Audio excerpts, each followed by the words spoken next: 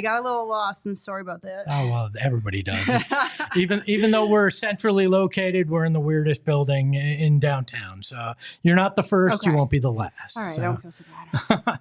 So obviously people know that you're at MLB Network now, but I want to take a step back to you grew up here in the Valley, but and I read in an interview that you said that local sports kind of help save you a little bit. I mean, what does it mean to now be able to be involved in a project like the City Connect uniform, knowing what sports means to you and how it helped you along the way?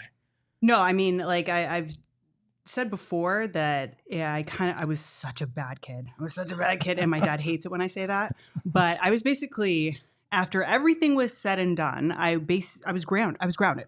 Like my dad was like, you're not using the car, you're not doing any of that. And he would wake me up 8 a.m. every single morning and we would read the sports page together. And at that time, it's summertime. What is on? Diamondbacks games. Yeah. So every day I would check the standings, watch Diamondbacks games. It got me through that summer.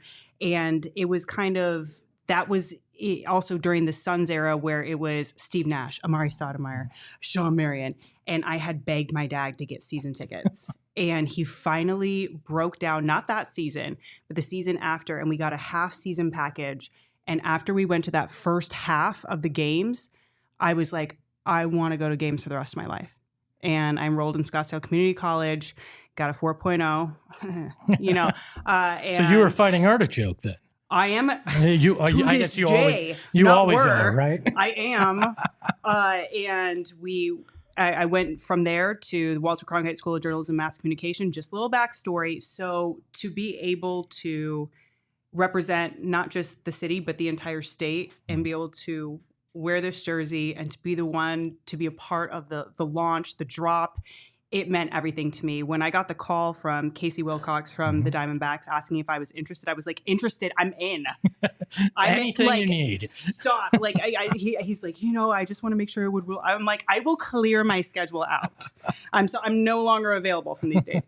But I cried like after I got off the phone with him. It was such a special moment for me. And then when they were developing the concept behind it and showing me, this is what we're thinking, and the vignettes and the montages, all that, to when they finally sent me the mock-up for the jersey, I see, look, I just got chills. And it was embargoed. They're like, you can't share this with anyone. And I'm like, how? Like it was the hardest secret I've ever kept.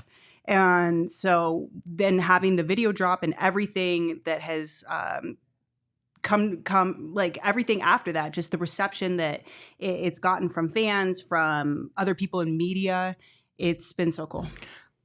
That was a very long answer. That is perfectly fine. And we've got all the time in the world.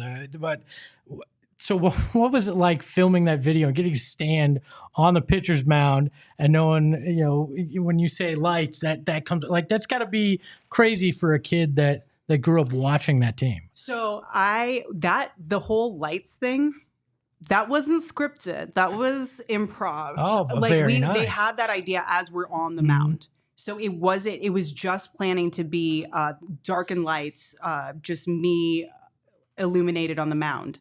And then somebody had the idea to all of a sudden shoot the studio lights or shoot the stadium lights on as I was saying it. And so I'll give you, hold on, let me see. Oh, I don't know where my phone is. So like somebody's literally on the phone, like trying to cue them because it takes a second when the lights switch on. So he's as soon as they hit like a keyword, he's like, go, go, go into the phone. And then they switch lights. It took a lot of tries. I don't want to say it was like 6 or 7. They're like, we're so sorry. I'm like, dude, I'm here all day. Like, you're fine.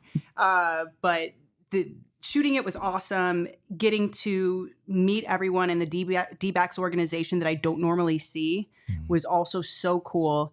And one of the best things was everyone saying to me how appreciative they are that I represent the Diamondbacks on MLB Network, because I don't want to say I'm the only one, but I'm kind of like the only one.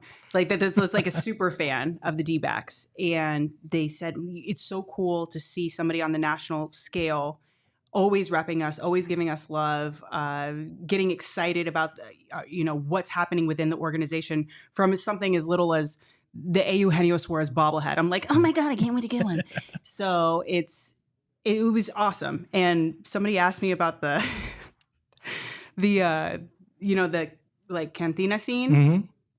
They were like, were those your friends? I'm like, I did not know those people. Those were my fake friends. But they are now my homies for life, and we're best friends essentially. I mean, it was such good acting. We all just assumed that was family and friends. Oh no. My family and friends were all unavailable that day, so they found me fake friends, and but they're younger than me, right? Mm-hmm. They also work within the organization, but the cool part was they also recognized, like, hey, like, you give the D-backs so much love. Thank you so much. But it was also so cool because growing up here, not a lot of people were from here. Yep. And now you're seeing like the Arizona born and bred sports fans. And like, I got chills again. It just it's so cool. Yeah, it really is. I mean, I was kind of that first generation. My parents came from the East Coast, and my dad was a New York Jets and, New York Yankees fan. And, I embraced all the teams out here, and it's really cool. Like you're saying, I have an 8-year-old daughter at home that I'm raising as an Arizona sports fan. And it's cool to have the kind of that next generation. Who's her favorite D-backs player? She's not into baseball yet. I hate to admit it. I'm working on baseball. She's got a tough attention span. She's all into the Mercury right now. We're gonna have to work on that. Yeah, we are. She's all into the Mercury right now. Okay, I love that. Very disappointed that BG and Diana are gone. I know. I'm trying to help her find a new favorite player, but we're working her into baseball. It will come around. Okay. I promise you that. All right. So you go from working in local markets and being out here at Fox 10 to being on the national stage. What is it like to walk in there and be part of MLB Network and NHL Network and know you're now seen across the country by sports fans? A lot of pressure. I don't think I ate the first 3 months I was there. I would bring my dinner every day, and then I just didn't eat it because I was so nervous, and you just don't want to F up. And I think that it takes a while to get comfortable. And then once you get comfortable is when you can really let your personality shine through, which is, I think, one of the biggest reasons why I went from quick pitch to intentional talk, because I was able to showcase some of myself during quick pitch, but it's just a different type of hosting when you're working with other people. And I mean, when you get to vibe and mesh off of people, it brings a different type of energy. Yeah. What is intentional talk like for you? Because you're kind of the ringmaster of the circus there in a lot of ways, right? Sometimes I go off the walls too, but it's the best. Like, people ask me all the time, is Kevin Millar as crazy as he is on TV in person? And I always say, no, he's worse. He's a million times. No, Millar's a million times worse. Demp they're like my big brothers. Yeah. Both of them are. And it's the chemistry you see between us, that if you can feel it on screen, it's reflected easily in our group chat. And, a lot of things can't ever make it out that group chat. Things we say or little memes we drop in. But if it feels like it's fun, it's because we do have fun. And then when we don't get to be all together that often, but when we are all in the same room doing the show together, it's so fun. It's the funnest show I've ever done. And I'm so thankful to be on it. It's the longest running talk show on MLB Network. There's the joke, MLB now is for the thinking fan and we're for the drinking fan. And hey, that's what we are here too. We're for the drinking fans. Wait, where's my beer? We've got them over in the fridge. I should have cracked one open for you. I mean, I thought you'd never ask. So it's the fun. I think that we're the best show on the network. Obviously, I'm going to say that. But I think we're the best show on the network because we have the most fun. And players absolutely love coming on our show because we showcase their personalities. We talk about everything off the field. We ask Max 2 baseball questions, Yeah. And then we get into the stuff about their lives. And it's just fun. And I mean, there's some guys that maybe they don't have a big personality, and you find that out real quick. Yeah, you pivot back to those baseball questions faster than you ever imagined. I've had that happen a few times. So how about that double on Wednesday? Yeah. Oh, great. Well, that's been fun. Thanks for joining us. We got an extra 5 minutes to fill now. Yeah, no. They most of the time we can still get by. Sometimes they're nervous or they're shy or they know. Sometimes we're the player's first national interview. Yeah, and that's always fun. When we had like Ellie De La Cruz on. And it was his first national interview. It's a big deal. It's a big deal for them, and it's a big deal for us. Do you think being bilingual helps in some of these situations with players where you can kind of get them a little bit more comfortable? Yes, and sometimes it's so intimidating. We had Bartolo Colon on, Big Sexy, and he was supposed to come with a translator, and then he's like, "No, I don't have a translator." He's like, "Can you translate for me?" I was like, I guess. I'm like, I have to translate for Big Sexy. Like, I don't know if I can do this. But I did it. I think sometimes when I'm just thrown into it and I have less time to kind of think about it, because live translating is difficult. I'm sure. It's hard. It's tough enough to listen, let alone listen and then relay what it is. Exactly. And so when he's like, "Ay, buen trabajo." I'm like, "Oh, thanks." Like I was so excited about it, but it helps. And there's a certain type of, I think also it's not just being bilingual, but also culturally aware. Like, that Venezuelans, they don't eat tacos. You know what I mean? Like I think there's a cultural awareness too that follows with that. Yeah. What's the craziest answer you've gotten to a non-baseball question on the show? Lars Nootbaar, we asked him, we do a thing at the end of IT when we're doing our interviews, and it's called Siera Santos. They have to reveal a secret about themselves that nobody knows. He goes into this story about this blue Snuggie that he still owns. And he's like, "Well, one day I was really sick and I stayed home from school, and I think he said their cleaner was there. I don't know. Anyway, he mistook a fart." And the fact that he sharted in the Snuggie and he is a grown ass man now and still has it is absolutely criminal. And the fact that that's the secret he decided to divulge on national television. He went with it. He went with it, and we were just like, "Whoa, okay." Like, I think that's probably one of the craziest answers. I'm trying to think of something else. I don't know. Have you ever had to? Do you pre-tape these in a lot of? Sometimes. Have you ever had to cut something out because of a crazy secret? No, baby, that's airing. If you say something weird, if you say something embarrassing, no, that's front and center. We're cutting that for a promo. I love it. So you're actually going to be doing the show from Chase Field on Friday, right? Yeah. So we're doing IT live from Ballpark Cam, 1 p.m. Arizona time. I'm like trying to get them hours right. 1 p.m. Arizona time.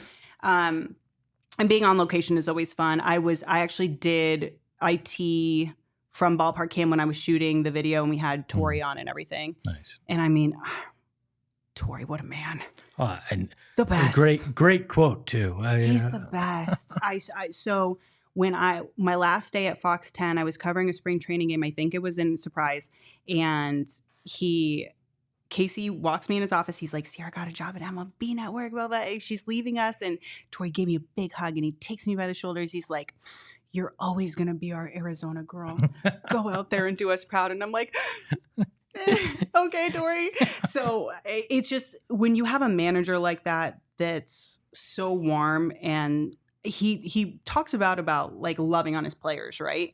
And I think that you also see that, and it seeps into the clubhouse culture. Makes sense. Yeah. All right. So we have a new segment on the show that I'm just starting now. Okay. It's called Santos Secrets, and you have to divulge a secret here yourself. If you're going to put these poor players through it, I'm going to turn the tables and make you divulge something here, that nobody knows. Something fair. You don't have to go too juicy. Should I do the space? Should I do the? Yeah. Okay.